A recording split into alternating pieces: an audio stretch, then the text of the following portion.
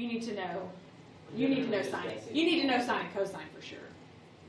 All right, here's secant. So secant. Now, who is secant's buddy? Cosine, right? The reason why secant looks like it does is because if I went in here and drew in a cosine wave, it would go right here.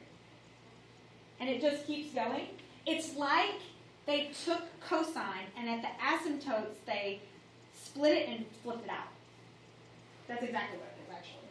Because this would be the hill and they just flipped it over, and that's the hill and they flip it over. So, and sine will, cosecant will match up with sine like that. The peak of cosine touches the minimum of secant. So, they give you anchor points and stuff, just like we did for tangent, so the process is the same. This 2 in front is a vertical change, so my asymptotes don't change. So you could go ahead and draw those in at the half pi's, at half pi and 3/2 pi.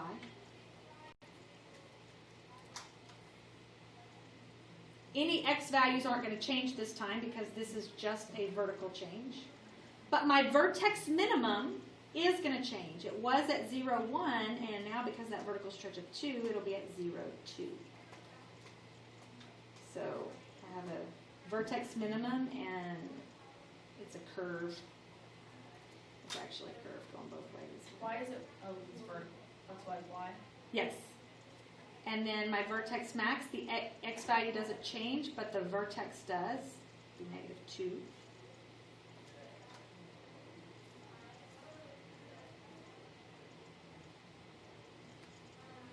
And then the last one would be at 2 pi 2.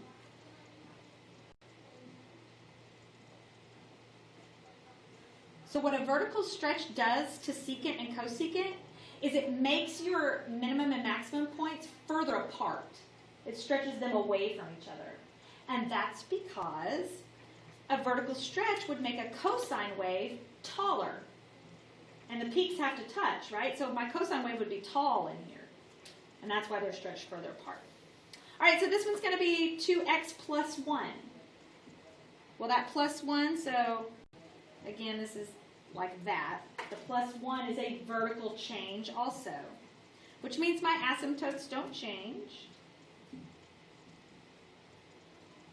My vertex minimum, I'm going to multiply by 2 and then add 1. So it's going to be at 0, 3, my first one.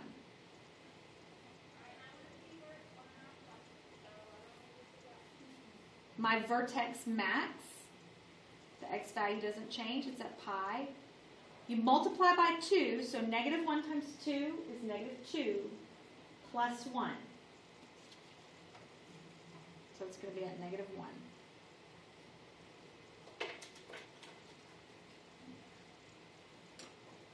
And then the last one, the x value doesn't change. 1 times 2 is 2 plus 1 is 3.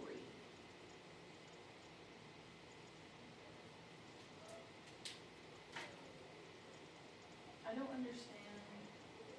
So you just draw like little upside down rainbows, basically. Mm-hmm. Yep, pretty much. Okay, so what is this one going to do? What kind of change is this? Secant 2x. That's a horizontal change. So are your asymptotes going to change? Yep. Yes. So it looks like multiplying, but it's really not because x lies. So it's dividing. So my far left asymptote was pi over 2, but pi over 2 divided by 2 is pi over 4. So my first asymptote is going to be at 1/4 pi. Why do we leave those two blank on the last one? Oh, I just didn't write them down. They didn't change. They're the same asymptotes. So.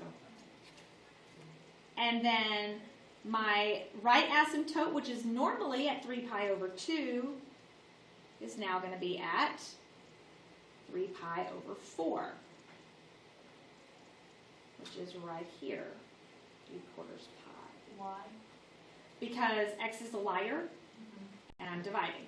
So I go to my original asymptote, 3 pi over 2. 3 pi over 2 divided by 2 is 3 pi over 4. And now I have enough room on my graph, again, like before. Every 2 spaces, I could put another asymptote. Because this is periodic, it's just going to keep going and going and going. All right, x change. These are x changes. So my vertex min, but it's multiplication. So my vertex min, 0 times 2, or divided by 2, is still 0. So my first minimum is still at 0, 1.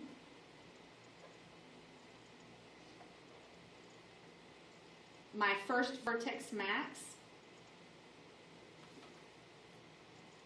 it was at pi, but because of this 2, remember x is a liar, so it looks like I'm multiplying, but I'm not multiplying. So it's going to be at half pi, so pi divided by 2, negative 1. That's going to be right here. And the next minimum is going to be, remember you got to divide by 2, so it's going to be at pi 1. And then you could just keep following the pattern, now that you know what the pattern is. So right here I'd have another max, and right here I have another min.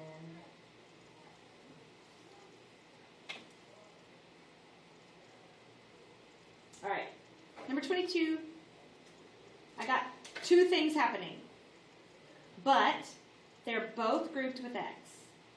So that means they are both horizontal changes. So my vertical values aren't going to change at all on number 22, but my horizontal changes are going to change 2 ways. So let's talk about our asymptotes first. My left asymptote was pi over 2, but I've got this 2, and it does look like multiplication, but x lies, so it's division. So that would be pi over 4. However, I have this phase shift of minus pi over 4. So I was going to draw an asymptote right here at pi over 4, but I've got to shift it to pi over 4. I have to shift it over pi over 4, which is going to put it at pi over 2. So the original one was at pi over 2. 2. And then you just shifted it over 1. Well, I did this. Pi over 2 divided by 2 equals pi over 4. Pi over 4 shifted pi over 4 equals pi over 2. So I'm back where I started. But you won't be for your second asymptote, because you're going to do the same process. So what is my second asymptote? My right asymptote.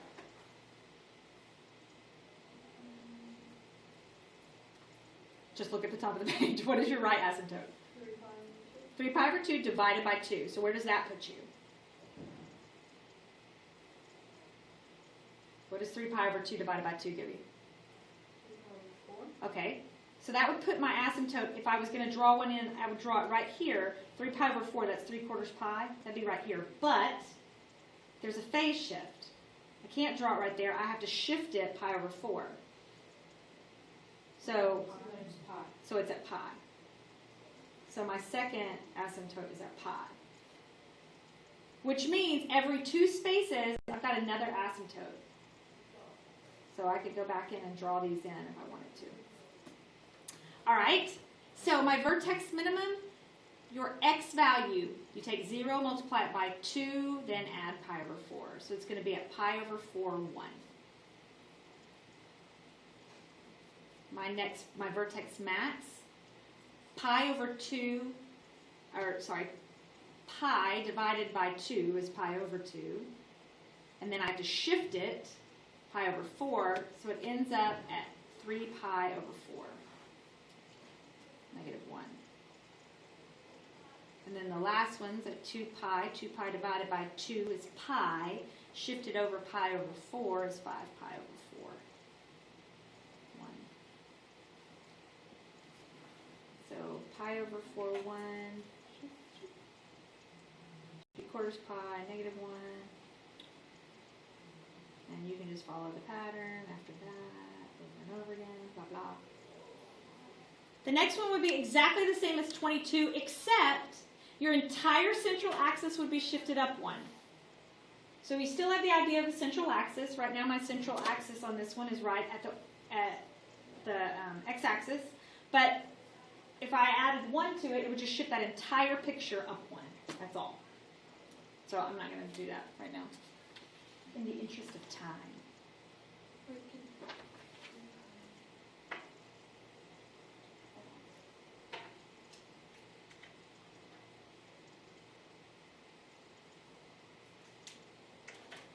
The ones we didn't fill are just the same, right? Yeah, they're just the same. I pledge allegiance to the flag